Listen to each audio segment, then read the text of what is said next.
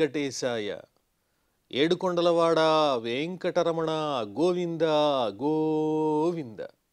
శ్రీ శ్రీనివాస శ్రీ వెంకటేశ గోవింద గోవింద. కలియుగ ప్రత్యక్ష దైవం శ్రీనివాస పరబ్రహ్మ అనుగ్రహ విశేషంతో శ్రీమద్భాగవతంలో దశమ స్కంధంలోని విశేషాలు యథాశక్తి తెలుసుకుంటున్నాం. నారాయణం నమస్కృత్య నరం చైవ నరోత్తమం దేవీం సరస్వతీం వ్యాసం తతో జయముదీరయేత్. సుఖయోగీంద్రుల వారు పరీక్షిన్ మహారాజునకు శ్రీకృష్ణస్వామి దివ్యలీలా విశేషాలను వర్ణించి చెబుతూ ఉన్నారు.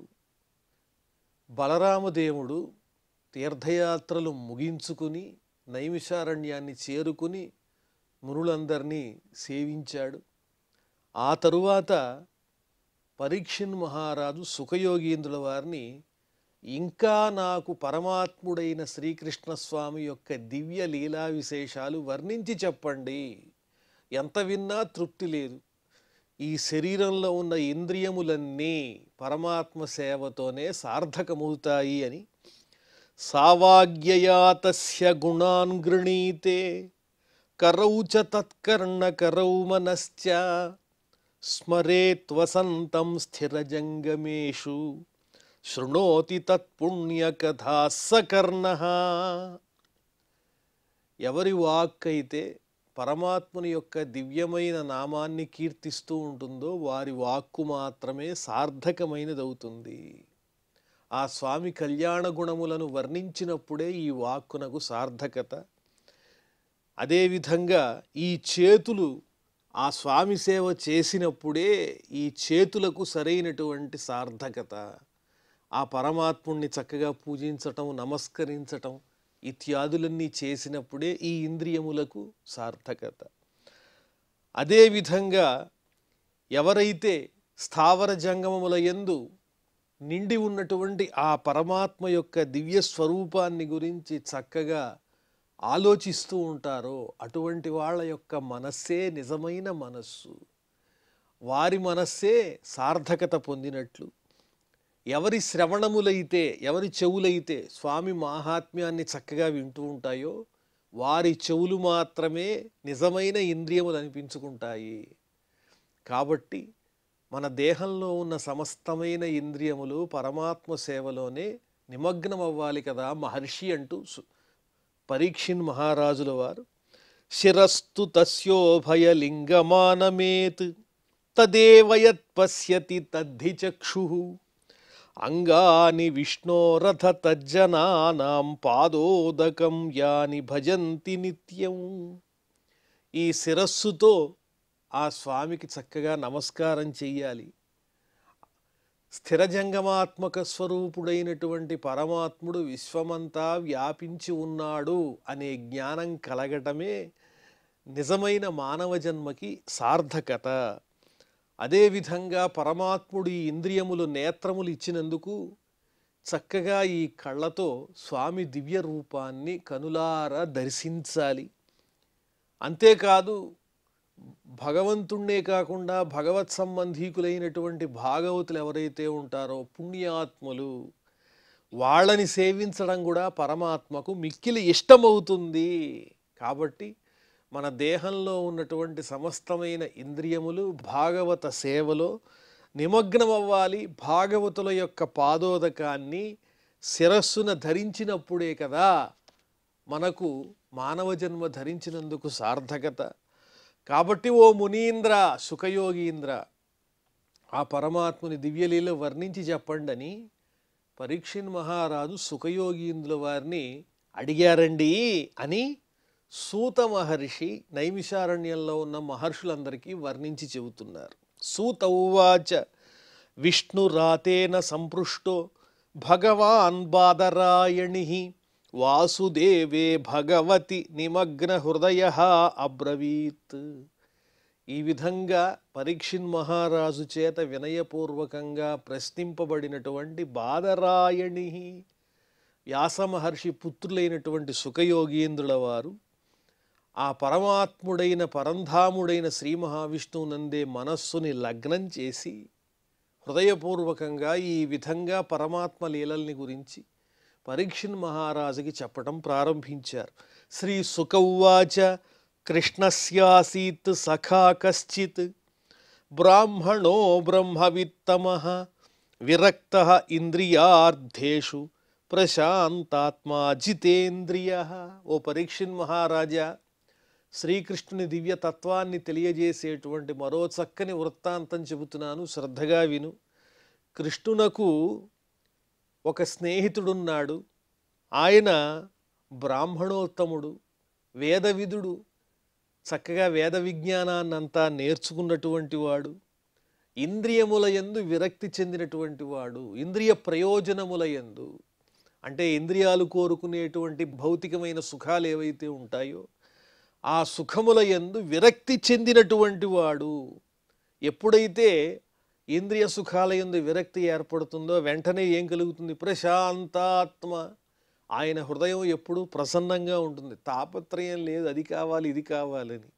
అలాంటి గొప్పవాడు. జితేంద్రియ, ఇంద్రియములను జయించినటువంటి వాడు, ఉన్నదానితో తృప్తి పడుతూ సంసారాన్ని భగవత్ స్వరూపంగా భావన చేస్తూ నడిపేటువంటి ఒక మిత్రుడున్నాడు కృష్ణునకు. ప్రాణ స్నేహితుడు, బాల్య స్నేహితుడు.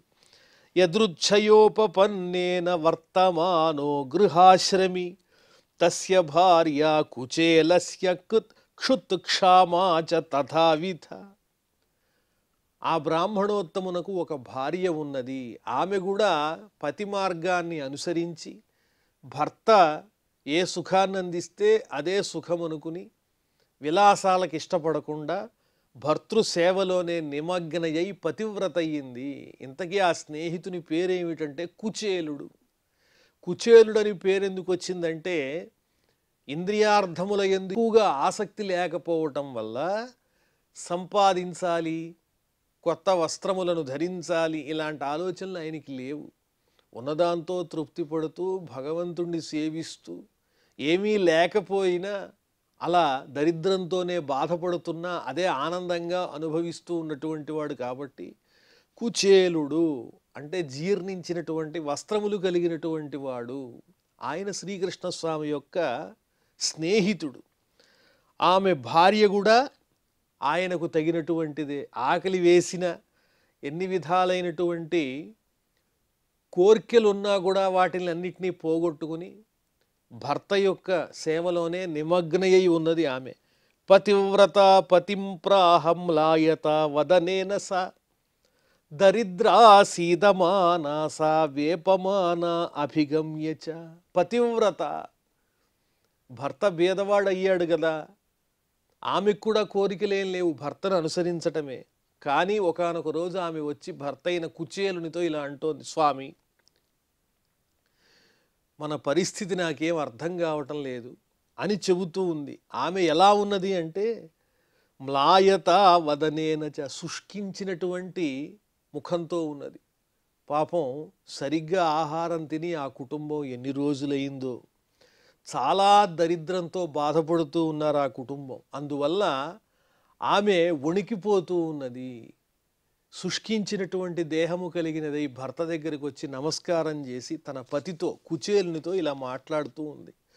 నను బ్రహ్మన్ భగవతః సఖా సాక్షాత్ శ్రియఃపతి బ్రహ్మణ్యశ్చ శరణ్యశ్చ భగవాన్ సాత్వతర్షభః. స్వామి, మనం ఇంత దరిద్రాన్ని అనుభవిస్తున్నాం కదా, నాకు సుఖభోగాలు అనుభవించాలని లేదు, కానీ కుటుంబం నడవాలన్నా ఎంతో కొంత సంపాదన కావాలి కదా.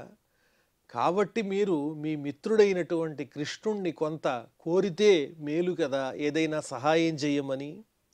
సాక్షాత్తు ఆ పరమాత్ముడైన శ్రీకృష్ణ భగవానుడు ఐశ్వర్యములన్నీ ఇచ్చేటువంటి వాడు, శ్రీదేవికి భర్త అయినటువంటి ఆ శ్రీకృష్ణుడు మీకు చిన్ననాటి మిత్రుడు కదా.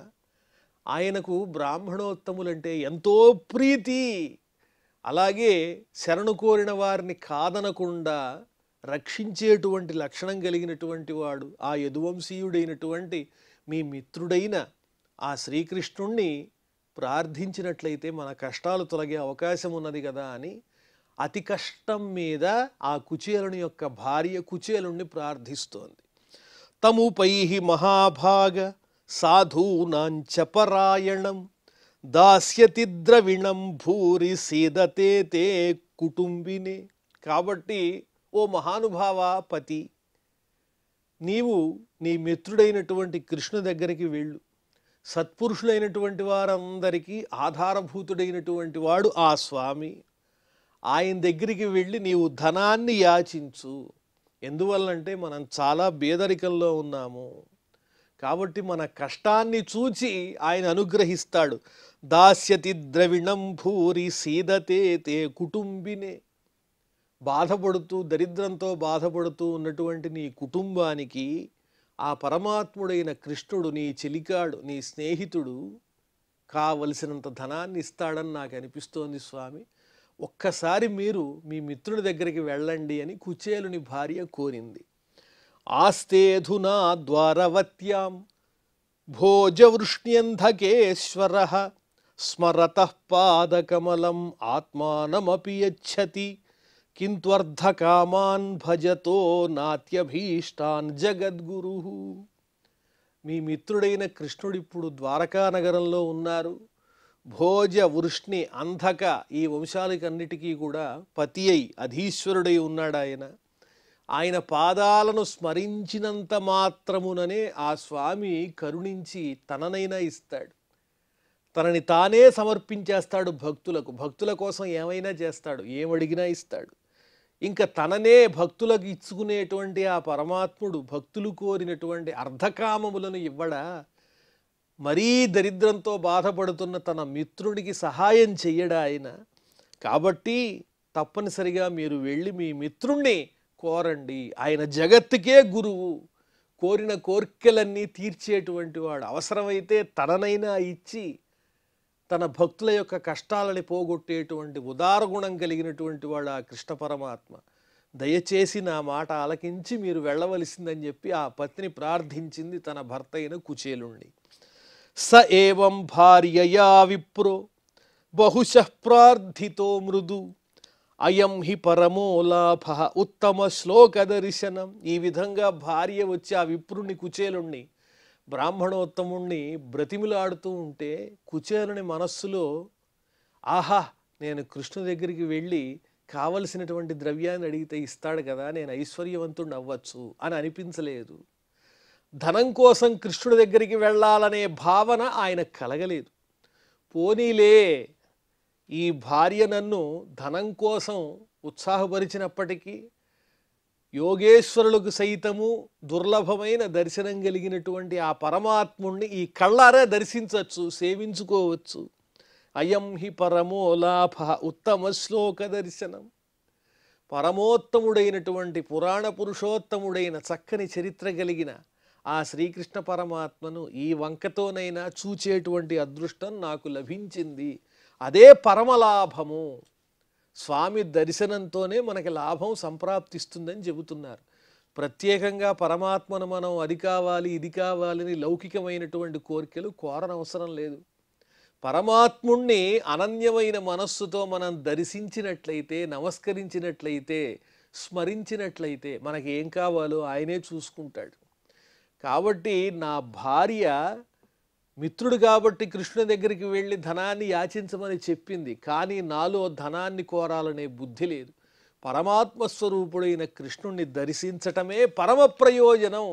ఇంతకాలము ఆ కృష్ణుణ్ణి నేను చూచి ఎన్ని రోజులైందో ఈ రకంగా ఆయన మిత్రుణ్ణి చూచేటువంటి లాభం కలుగుతుందని ఆయన అనుకున్నారు. ఇతి సంచింత్య మనసా గమనాయ మతిందధే అప్యస్త్యుపాయనం కించిత్ గృహే కళ్యాణి దీయత. మనస్సులో ఈ విధంగా కుచేలుడు భావన చేసి కృష్ణుని దగ్గరికి వెళ్ళాలి, ద్వారకా నగరానికి వెళ్ళాలని మనస్సులో ఆయన సంకల్పం చేసుకున్నారు కుచేలుడు. కానీ అక్కడికి వెళ్ళేటప్పుడు మిత్రునికి ఏదైనా ఒక కానుక ఇవ్వాలి కదా అని అనుకుని తన భార్యను అడుగుతున్నారు. ఓ పత్ని, ఇంట్లో ఏదైనా కానుక ఉన్నదా నా మిత్రునికి సమర్పించడానికి? అప్యస్తి ఉపాయనం కించిత్ గృహే కళ్యాణి దీయత. నా మిత్రుణ్ణి కృష్ణుణ్ణి చాలా రోజుల తర్వాత చూడటానికి వెళుతున్నా కదా, ఆ స్వామికి సమర్పించడానికి ఏదైనా కానుక ఉంటే ఇవ్వవలసిందని భార్యను అడిగాడు ఆ కుచేలుడు. వెంటనే ఆమె ఏం చేసింది పాపం, యాచిత్వా చతురో ముష్టీన్ విప్రాన్ పృథుక తండులాన్ చేలఖండేన తాన్ బద్ధ్వా భర్త్రే ప్రాదాదుపాయనం. 4 బ్రాహ్మణోత్తముల ఇళ్లకు వెళ్ళి ఆ ఇంట్లో ఉన్నటువంటి బ్రాహ్మణ పత్నులను యాచించి ఆ 4 ఇళ్లల్లో 4 గుప్పిళ్ళు అటుకులు తీసుకుని వచ్చింది. అంత దరిద్రంలో ఉన్నాడు పాపం కుచేలుడు. 4 ఇళ్లల్లో అర్థించి మరీ శ్రీకృష్ణునికి కానుకగా ఇవ్వటం కోసం, భర్తకి ఇవ్వటం కోసం ఆమె, ఆ కుచేలుని భార్య బ్రాహ్మణోత్తముల ఇళ్లకు వెళ్ళి 4 ఇళ్లల్లో బ్రాహ్మణ పత్నుల్ని యాచించి 4 పిడికిళ్ళ అటుకులు మూటగట్టి తీసుకొచ్చి ఇచ్చింది. ఆ వస్త్రం కూడా అంత ఉత్తమమైనది ఏమీ కాదు. చేలఖండేన తాన్ బద్ధ్వా భర్త్రే ప్రాదాదుపాయనం. ఒక గుడ్డలో, వస్త్రంలో ఆ అటుకుల్ని కట్టి ముడివేసి భర్తకి ఇచ్చింది. ఇదే నీ సఖుడైన కృష్ణునికి ఇచ్చేటువంటి కానుక అని చెప్పింది. సతానాదాయ విప్రాగ్ర్య ప్రయయౌ ద్వారకాంకిల కృష్ణ సందర్శనం మహ్యం కథం స్యాదితి చింతయన్. ఆ అటుకుల మూట తీసుకుని ఈ బ్రాహ్మణోత్తముడైనటువంటి కుచేలుడు ద్వారకా నగరానికి బయలుదేరి వెళ్ళారు. శ్రీకృష్ణస్వామి దర్శనం నాకు కలుగుతుందో లేదో, ఆయన ఎక్కడో అంతఃపురంలో ఉంటాడు, రాజవీధుల్లో భటులు వీళ్ళంతా రక్షకులుగా ఉంటారు. ఆ రాజవీధుల్లో ఉండే భవనాల్లో శ్రీకృష్ణుడు ఉంటాడు. మరి ఆ కృష్ణ దర్శనం నాలాంటి వాడికి కలుగుతుందా లేదా, కథం స్యాదితి చింతయన్ అని ఆలోచన చేస్తూ బయలుదేరి వెళ్ళారు. త్రీణి గుల్మాన్యతీతాయ తిస్రః కక్షాశ్చ సద్విజః విప్రోగమ్యాంధక వృష్ణీనాం గృహేష్వచ్యుత ధర్మిణాం. సైనిక స్థావరాలు ఉన్నాయి.